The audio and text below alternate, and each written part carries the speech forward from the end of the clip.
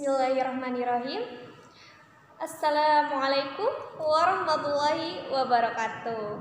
Inna hamdalillah nahmaduhu wa nasta'inuhu wa nastaghfiruh wa na'udzubillahi min syururi anfusina wa min sayyiati a'malina amma ba'du. Seperti kata pepatah, tak kenal maka tak sayang, maka izinkan saya untuk memperkenalkan diri terlebih dahulu.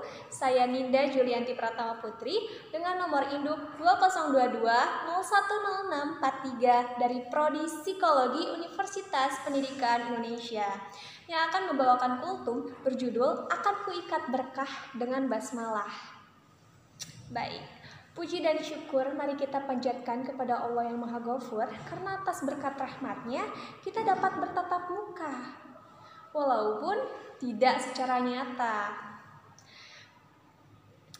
Semoga hadirin semua dalam keadaan sehat walafiat, baik fisik maupun hati. Tak lupa salawat serta salam semoga tetap tercurah limpahkan kepada junjungan kita Nabi besar Muhammad SAW, kepada keluarganya, kepada para sahabatnya, dan kepada kita selaku umatnya. Baik, sebelum mengawali, mari kita ucapkan basmalah bersama. Bismillahirrahmanirrahim. Pasti semuanya tidak asing dengan kata tersebut, bukan? Kita sering membacanya ketika sholat, karena itu merupakan hal yang wajib. Nah, basmalah atau bismillahirrahmanirrahim biasanya sering mengawali pertama awal-awal surat gitu. Kecuali surat, ada yang tahu surat apa? Betul, surat At-Taubah. Nah, Allah Subhanahu wa Ta'ala menganjurkan gitu agar setiap kita melakukan sesuatu, kita itu perlu membaca basmalah terlebih dahulu. Contohnya Allah berfirman dalam Quran surat Al-Iqra ayat 1 yang berbunyi Iqra bismi rabbik, yang artinya bacalah dengan menyebut nama Tuhanmu. Kemudian ketika Nabi Sulaiman menulis surat kepada kaum Saba, Allah juga berfirman bahwasanya isi dari surat tersebut terdapat kalimat basmalah gitu. Nah, melihat dari itu, maka membaca basmalah sebelum melakukan sesuatu itu merupakan hal yang sangat dianjurkan gitu. Kenapa sih kayak gitu? Memangnya apa sih keistimewaan basmalah? Nah, jadi ada beberapa keistimewaan mengucapkan basmalah.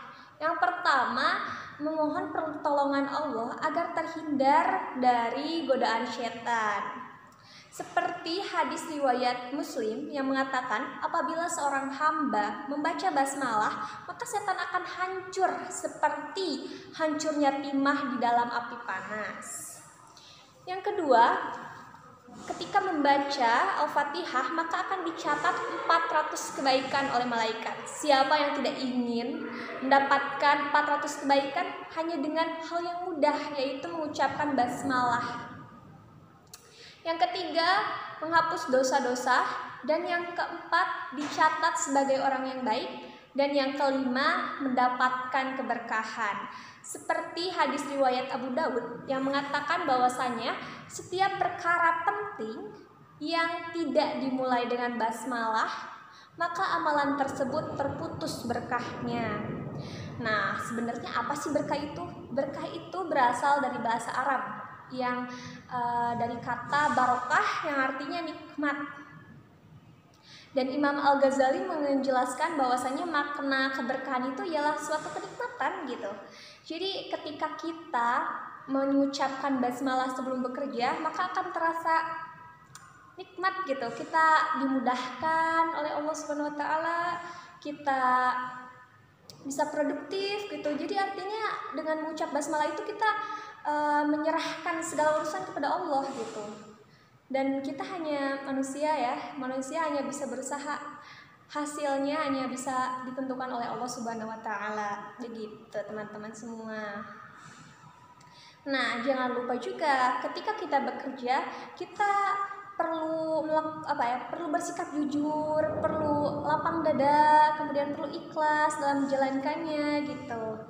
Nah, ada suatu fenomena mengenai keberkahan gitu ya, yang dilakukan, ada penelitian gitu yang dilakukan oleh profesor di Universitas Suriah. Dia itu ingin membuktikan gitu pengaruh bacaan basmalah terhadap daging yang disembelih. Misalnya nih ada dua ya teman-teman semua. Yang pertama, apabila